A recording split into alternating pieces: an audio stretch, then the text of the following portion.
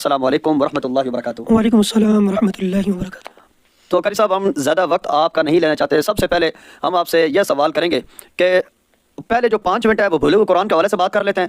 آخری جو 5 منٹ ہوں گے نا، وہ جنہوں نے حفظ نہیں کیا ہوا ہے یا حفظ کر رہے ہیں، وہ قرآن کو اگر یاد کرنا چاہتے ہیں تو اس کا طریقہ کار کیا ہوگا؟ قاری صاحب، بہت زیادہ لوگ جنہوں نے حفظ اس طریقے کے ساتھ کیا کہ سبق کر کے نکالا، یا سب کی نہیں سنائی، منزل نہیں سنائی، یا سب کچھ سنانے کے باوجود ان کا قرآن اب کاروباری لائن میں جا کے، بزنس لائن میں، یا دنیا کے اندر بعد میری بہنوں کی شادیاں ہو گئی ہیں، بچے ہو گئے ہیں، اب وہ اس لیول پر پہنچ چکے ہیں کہ قرآن کو بالکل بھول چکا ہے۔ تو سب سے پہلے آپ ہمیں اس بات کا گائیڈ کریں کہ ہم قرآن کریم کو دنیا داری کے ماحول میں رہ کر کس طریقے کے ساتھ یاد کر سکتے ہیں۔ اعوذ باللہ من الشیطان الرجیم، بسم اللہ الرحمن الرحیم۔ قاری صاحب، میں سب سے پہلے آپ کو مشکور ہوں کہ آپ نے مجھے اس قابل سمجھا۔ دوسرا، میرا ذاتی طور پہ یہ خیال ہے، یہ دل چاہتا ہے کہ اس دنیا میں 90-95% لوگ ایسے ہیں جن کو قرآن بھول چکے ہیں بالکل۔ ایسا ہی ہے بالکل۔ اور بھولا ہماری اپنی سستی کی وجہ سے ہے۔ حضور علیہ الصلوۃ والسلام کی ایک حدیث ہے کہ اگر آپ لوگ قرآن کو چھوڑ دیں گے تو قرآن جو ہے نا، عربی اونٹ جس کو غصہ ہے ہوتا ہے، تو جتنی جلدی وہ رسی کھچا کے بھاگتا ہے، اس سے زیادہ جلدی قرآن دل سے نکل جاتا ہے۔ ایسا ہی ہے بالکل، انکار نہیں ہے جی، صلی اللہ علیہ وآلہ وسلم۔ جب ہم قرآن کو چھوڑ دیتے ہیں تو قرآن ہمیں چھوڑ دیتے ہیں۔ ایسا ہی بجا ہے بالکل۔ میں بالکل مختصراً آپ کے گوش گزار اور ناظرین کی گوش گزار ایک بات کر دوں کہ قرآن کو یاد کرنا کوئی مشکل کام نہیں ہے، کوئی مشکل کام نہیں ہے قرآن کو یاد کرنا۔ ہمارے پاس ایسے بچے بھی آتے ہیں قاری صاحب جن کو سورۃ بقرہ کا پہلا رکوع نہیں آتا ہوتا۔ اچھا، ایسے بچے بھی ہمارے پاس آتے ہیں، ٹھیک ہے۔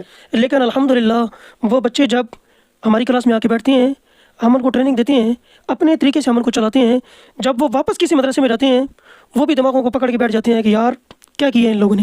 حقیقت میں اس میں ہمارا کوئی کمال نہیں ہے۔ ماشاءاللہ، کیا بات ہے قاری صاحب، یہ تو ماشاءاللہ محنت ہے آپ کی، ماشاءاللہ جس طریقے کے ساتھ آپ بچوں پہ محنت کرتے ہیں۔ تو اب ناظرین، یہ قرآن کریم کو یاد کرنے کے حوالے سے کس طریقے سے یہ سمجھو کہ ہماری گفتگو سے فائدہ اٹھا سکتے ہیں، بھولے ہوئے قرآن کے حوالے سے کیا کہنا چاہیں گے آپ؟ میں بالکل اس کے متعلق مختصراً ایک بات عرض کر دوں کہ کچھ بھی نہیں کرنا، آپ نے دن کا ایک رکوع یاد کرنا ہے۔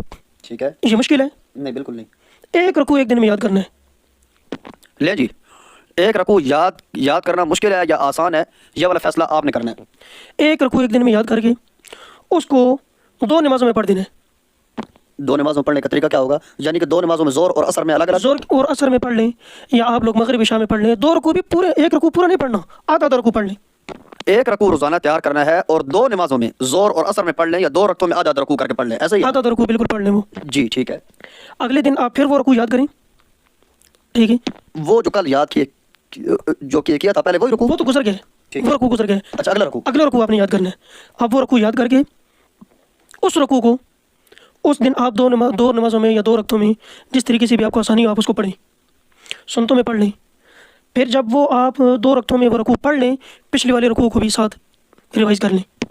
جو رکوع پہلے یاد کیا وہ 2 رکعتوں میں پڑھنا ہے، اگلے دن جو دوسرا رکوع یاد کریں گے تو پھر رکھتے الگ، ایک رکوع میں ایک رکعت میں ایک رکوع اور دوسری رکعت میں دوسرا رکوع، ٹھیک ہے؟ دوسرا رکوع، تیسرے دن آپ نے اسی طرح تیسرا رکوع یاد کرنا ہے۔ تو اس کا خلاصہ یہ ہوا کہ دن کے اندر مثال کے طور پر عشاء کی 17 رکھتے ہیں، مثال کے طور پر عشاء کی 17 رکھتے ہیں، تو اگر ہر روزانہ ایک رکوع تیار کریں نا، تو اس کا مطلب یہ ہوگا کہ ہر نماز کی ہر رکعت میں ایک رکوع اگر پڑھیں تو آپ سمجھ سکتے ہیں کہ دن میں کتنی رکعتیں ہم نماز کی پڑھتے ہیں۔ ہر رکعت کے اندر اگر الگ الگ رکوع ہم پڑھیں گے نا، ایک رکوع تیار کرنا ہے روزانہ، ہر رکعت کے اندر اگر الگ الگ رکوع اگر ہم پڑھنے لگ جائیں اس حساب سے، تو قاری صاحب ایک مہینے کے اندر نمازوں میں آدھا قرآن پڑھ لیتا ہے بندہ۔ آدھا قرآن پڑھ لیتا ہے بندہ، بالکل ایسی ہی۔ سبحان اللہ، لو جی، یہ تو کام بہت آسان ہو گیا بھائی۔ ایک رکوع روزانہ تیار کرنا ہے اور اس ایک رکوع کو روزانہ کی نماز میں ایک رکعت میں پڑھنا ہے، سمجھ آیا؟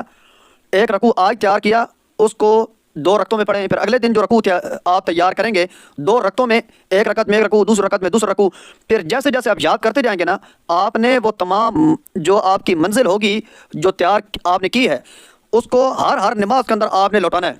اس کا مطلب یہ ہوا کہ فجر کی نماز کی سنتوں کی رکعت سے لے کر عشاء کے نفلوں تک، یہ تو میرے خیال میں دن کے 2-2.5 بارے بنتے ہیں روزانہ۔ اس طریقے کے ساتھ تو ماشاءاللہ بہترین قسم کا سب گردان کر سکتا ہے، بالکل ایسی ہے۔ اور پھر جمعرات والے دن یا جمعے والے دن جی ٹھیک ہے، صلاۃ تسبیح کی نیت کر لیں تو بہت اچھی بات ہے۔ یہ دیکھیں، مطلب یہ ہے کہ قرآن یاد ہونا نفلوں میں ہی ہے، تو نفلوں کے اندر ہی قرآن کو تیار کرنا ہے ہم نے۔ تو نفلوں کے اندر قرآن پڑھنے کی جب عادت بن جائے نا، تو ایسا قرآن یاد کیا ہوا بھولتا نہیں ہے، ایسا ہی کر؟ بالکل ایسی ہے۔ صلاۃ تسبیح کی نیت کر لیں، یا جمعرات والے دن فجر کے بعد، یا دن کو کسی ٹائم آپ کو ٹائم مل جائے، زور سے پہلے یہ کام کرنا ہے، ٹھیک ہے؟ آپ نے جو بھی ایک ویک کی منزل یاد کی ہوگی، قرآن ساتھ رکھ کے آپ نے کھڑے ہو جانا ہے۔ اب آپ نے جو سنتوں میں پڑھا ہے وہ تو آپ نے آرام سے پڑھے۔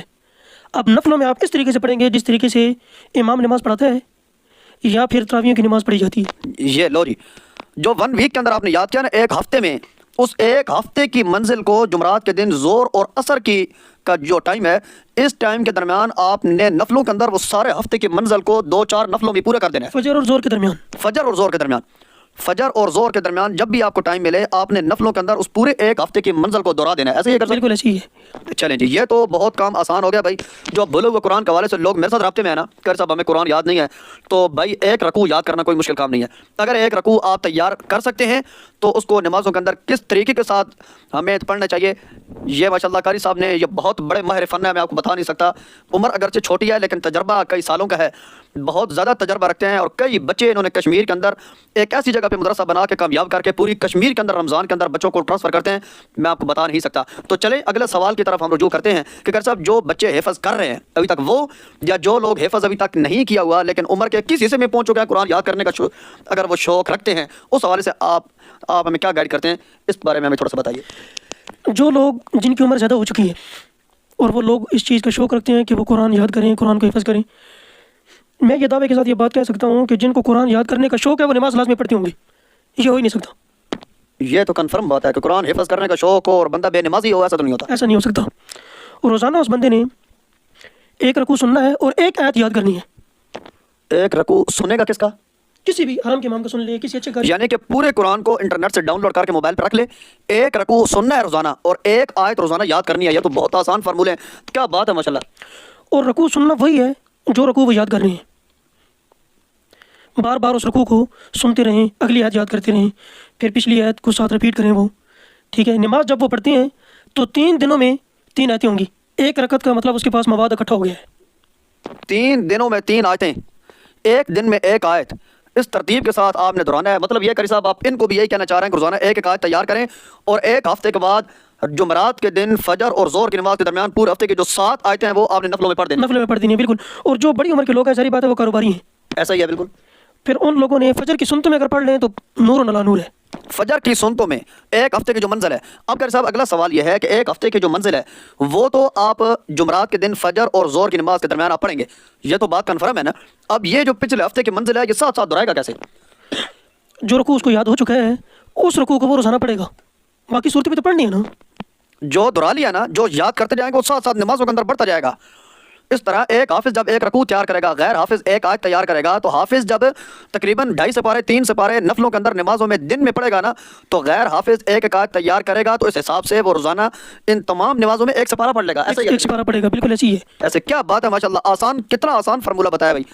پھر دوسرا، جب اگلا رکوع ہم شروع کریں گے یاد کرنے کے لیے، پچھلے رکوع کو سنیں گے، پورے دن میں ایک دفعہ سننا ہے، ایک دفعہ پڑھنا ہے اس کو، یہ فارمولہ بھائی سننا لازمی ہے۔ ایک دفعہ سننا ہے، ایک دفعہ پڑھنا ہے۔ اگلی آیت ہم اس کو یاد کرنا شروع کریں گے اگلے رکوع کی، ہمارے پاس 2 رکوع ہو جائیں گے، اور بمشکل 2 ہفتوں میں ہمارے پاس 2 رکوع یاد ہوں گے۔ بمشکل 2 ہفتوں میں 2 رکوع، لیکن ایسے 2 رکوع کہ ناقابل فراموش، جو یاد کریں گے وہ بھولے گا نہیں۔ کیا زبردست قسم کا فارمولہ تیار کیا۔ ظاہر ہے ڈرائیوروں کے ساتھ رہ کے بندہ ڈرائیور بنتا ہے، پائلٹ لوگوں کے ساتھ رہ کے بندہ آدھا پائلٹ بن نہیں جاتا ہے۔ تو میرے خیال میں اگر آپ کو حفظ کا شوق ہے تو آپ کو قاریوں اور حافظوں سے دوستی رکھنی پڑے گی۔ اس قسم کے فارمولے اور اس قسم کے ہیرے جواہرات یہ ہمیں ماہر فن ہی بتا سکتے ہیں۔ تو میرے خیال میں ویڈیو کافی زیادہ لمبی ہو رہی ہے، تو ہم نے غیر حافظ اور حافظ کے متعلق